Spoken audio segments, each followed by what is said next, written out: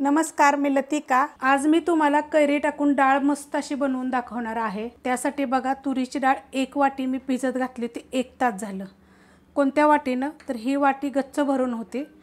कमी जास्त केली तरी पण चालू शकतं, पण 1 तास भिजत घालायची। नाही भिजत घातली तरी चालेल। बघा किती मस्त भिजत घातली होती, भिजलेली पण आहे चांगली। 2 ते 3 पाण्यानं स्वच्छ धुवून घेतली होती। कुकर बघा मी गरम करत ठेवलेला आहे। तुम्ही टोपात पण करू शकता, कुकरमध्ये पण करू शकता। त्यात आपण तेल टाकून घेऊया। तेल आपल्या आवडीप्रमाणे टाकायचं। मी 1 पळी टाकलेलं आहे आणि गरम होऊन देऊया। तेल चांगलं गरम झालेलं आहे। छोटा 1 चमचा टाकायची मोहरी चांगली फुटून देऊया। मोहरी चांगली बघा फुटलेली आहे। त्यात टाकायचे आपल्याला 1 चमचा जिरं पण चांगलं भाजून देऊया। जिरे मोहरी पण चांगली बघा भाजली गेलेली आहे। त्यात टाकायचे आपल्याला हिंग पावडर, 1 तेजपत्ता, थोडासा कढीपत्ता टाकणार आहे आणि त्याच्यामध्ये 1 मीडियम आकाराचा कांदा बघा असा बारीक कापून घेतलेला आहे। मोठा जरी उभा कापला ना तरी पण चालू शकतं। तर कांदा चांगला भाजून घेऊया। कांदा बघा हलकासा भाजलेला आहे। त्याच्यामध्ये टाकायचे बघा 1 हिरवी मिरची, अर्धा इंच आलं, 7 पाकळ्या लसणाच्या आणि सुक्कं खोबरं असं थोडंसं मी कुटून घेतलेलं आहे। सुक्कं खोबरं एकदम थोडंसं टाकलेलं आहे।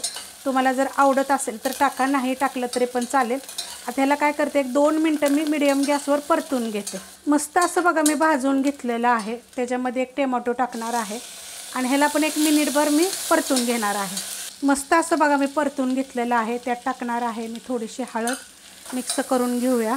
गॅस करणार आहे बारीक। त्याच्यामध्ये बघा कैरीचे तुकडे घेणार आहे, असे टाकलेले आहेत बघा, छोटे तुकडे केलेले आहेत ती। आणि ही जी कैरी आहे ही आंबटवाली आहे बरं का। आंबटवाली असल्यामुळे मी कमी टाकले, तरी 20 ते 25 तुकडे आहेत बघा छोटे। त्यात टाकणार आहे कांदा लसूण मसाला, कारण आपण 1 छोट्या आकाराची पोपटी कलरची मिरची मी कुटून घेतली होती। अख्खी जरी अशी 2 तुकडे करून जरी टाकली तरी पण चालू शकते। त्यात टाकणार आहे छोटा 1 चमचा गरम मसाला पावडर। ह्याची पण रेसिपी मी अपलोड केलेली आहे। हलवत मसाले टाकायचे कधी पण। त्यात टाकणार आहे कोथिंबीर आणि थोडंसं पहिलं मिक्स चांगलं करून घेणार आहे। मस्त असं बघा परतून घेतलेलं आहे। त्यात टाकणार आहे मी चवीप्रमाणे मीठ आणि त्यात ही बघा डाळ मी स्वच्छ धुवून परत एकदा घेतली होती।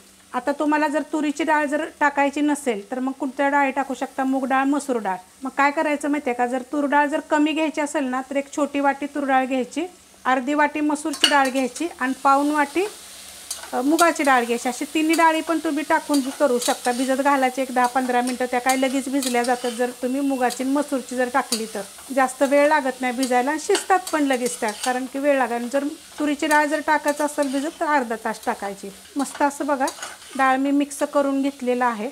त्याच्यामध्ये मी थोडंसं कोमट पाणी फक्त घेतलेलं आहे, ते टाकून घेणार आहे। आता तुम्हाला किती डाळ पाहिजे त्याप्रमाणे ह्याच्यामध्ये पाणी टाकायचं। साधं पाणी जरी तुम्ही टाकलं तरी चालेल। एका साईडला थोडंसं कोमट पाणी ठेवलं होतं। गॅस आहे मीडियम। लिंबाच्या आकाराचा एवढा मी गूळ घेतलेला आहे, बिन केमिकल गूळ आहे, तो टाकायचा। हलवून घेते। मस्त असं बघा मिक्स करून घेतलेलं आहे। गॅस करणार आहे मी बारीक एकदम आणि बारीक गॅसवर ह्याच्या फक्त मी 3 शिट्ट्या करून घेणार आहे। कुकरच्या शिट्ट्या झालेल्या आहेत आणि कुकर मी खाली उतरून घेतलेला आहे। बघा मस्त अशी डाळ झालेली आहे ही आणि अशी झालेली आहे बघा। अजून जर पातळ पाहिजे असली तरी मग तुम्ही पाणी जास्त टाकू शकता आणि अशीच पाहिजे असली तरी पण एवढ्या पाण्यामध्ये एकदम मस्त अशी बघा डाळ झालेली आहे। आता तुम्हाला मी ह्यातली गोष्ट सांगते, तुम्हाला ह्याच्यामध्ये एखादा बटाटा पण साल काढून टाकला तरी पण खूप चविष्ट लागतात बरं का। जर तुरीची डाळ खात नाही तर बाकी 3 डाळी पण तुम्ही मिक्स करू शकता। चण्याची डाळ टाकून सुद्धा तुम्ही हे बनवू शकता। अशाच पद्धतीने करून बघा। खूप रेसिपी मी अपलोड केलेल्या आहेत, पण ही डाळ कैरी टाकून एकदम छान होते। रेसिपी आवडली तर लाईक करा, सबस्क्राईब करा, कमेंट करा आणि शेअर बी करा।